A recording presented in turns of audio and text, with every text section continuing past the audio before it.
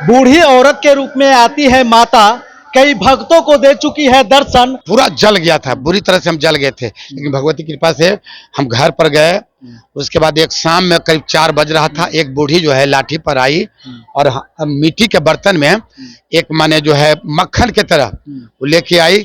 कही बउआ हमारे जल हम नहीं पैक कर सकते। माता की दरबार में आज तक कोई नहीं लौटा है खाली। वो आई अपने हाथ से लगाई हो। उसके बाद हम अपनी माँ को कहे कि माता जी बैठिए, हम थोड़ा मम्मी से आपको भेंट करवाते हैं।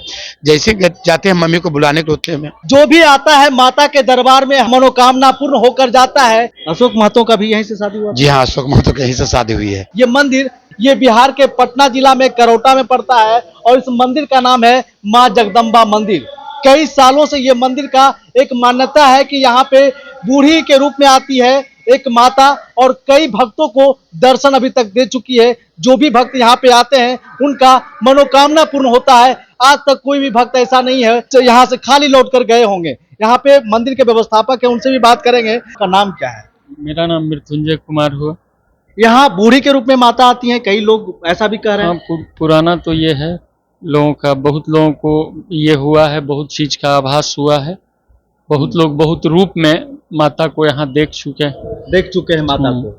आज तक कोई खाली नहीं लौटा है। नहीं, कोई खाली नहीं लौटा है, सबका मनोकामना पूर्ण होता है। इसीलिए तो पॉपुलैरिटी है इतना माता की। क्या है माता का यहाँ पे पौराणिक कथा? थोड़ा इधर आ जाइए ताकि माता का भी दर्शन लोग करता रहे। माता का पौराणिक कथा यही है कि यहाँ कोई नहीं जानता है, समझ गए, कि कब कहाँ कैसे माता यहाँ प्रकट हुई, समझ गए। और यहाँ जो अभी के व्यवस्थापक हैं, समझ गए, उन्हीं को स्वप्न में माता दिए कि भाई मेरा निर्माण शुरू करो भवन वगैरह का। तो उस समय से जो शुरुआत हुआ, आज ये देख रहे हैं ख्याति सब माता का ही ये है। तो ये पटना जिला के करौटा स्टेशन पर आप उतरिएगा तो वहां से माँ जगदम्बा मंदिर का आपको पूरा मंदिर दिख जाएगा। और यहाँ पे जब आइएगा तो यहाँ पे भक्तों का कतार लगी रहती है। भक्त यहाँ पे आते हैं, शादी विवाह भी होता है और भी यहाँ पे भक्त हैं, उनसे भी जानेंगे। सर क्या नाम है आपका? मेरा नाम हुआ अरविंद कुमार, ऐसे मास्टर साहब के नाम से लोग जानते हैं। आप व्यवस्थापक है यहाँ सेवक के रूप में यहाँ सेवा दे रहे हैं। जी जी। तो ये अरविंद जी हैं, ये मंदिर का पूरा व्यवस्थापक है।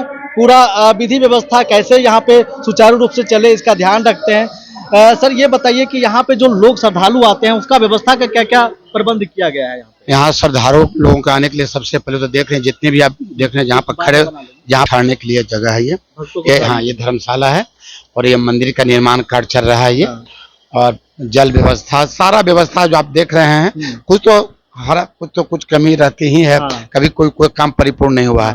हम लोग लगे हुए हैं भक्तों की सेवा में। माता की कृपा सब। जी हाँ, सब पूरा हो रहा है जी, बहुत सुंदर से चल रहा है।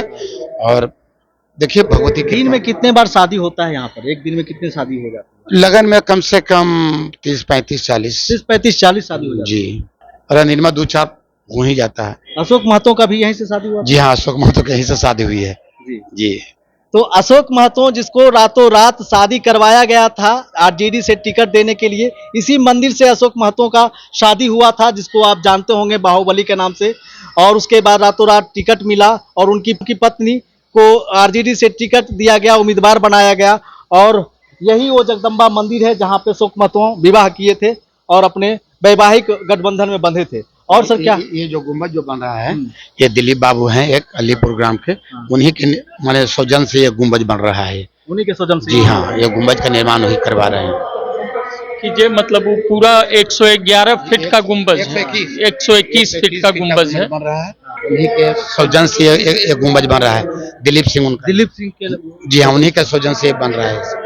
तो दिलीप जी के सौजन्य से 121 फीट का गुंबज बन रहा है जो कि निर्माणाधीन है और अभी कार्य प्रगति पर है। आप देख सकते हैं ये कार्य तेजी से जोर शोर से चालू है और 121 फीट का गुंबज माता रानी का बनकर जब तैयार हो जाएगा तो कई वीआईपी लोग यहाँ पर अभी आएंगे माता का दर्शन करने के लिए और माता का आशीर्वाद लेंगे।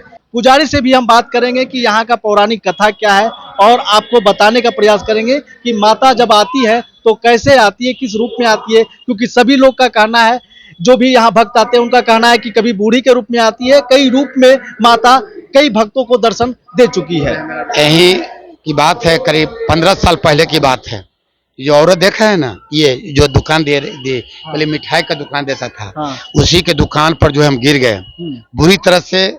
जलेबी के जो कड़ा होता है ना, थोड़ा कैमरा साइड से। उसी में हम गिर गए और पूरा मेरा हाथ, ये छाती पूरा जल गया था, बुरी तरह से हम जल गए थे। लेकिन भगवती की कृपा से हम घर पर गए। उसके बाद एक शाम में करीब 4 बज रहा था, एक बूढ़ी जो है लाठी पर आई और मिट्टी के बर्तन में एक माने जो है मक्खन के तरह वो लेके आई। कहीं बउआ हमारे जल हम नहीं व्यक्त कर सकते, देखिए भावुक हो रहे हैं। नहीं व्यक्त कर सकते। वो आई अपने हाथ से लगाई हो।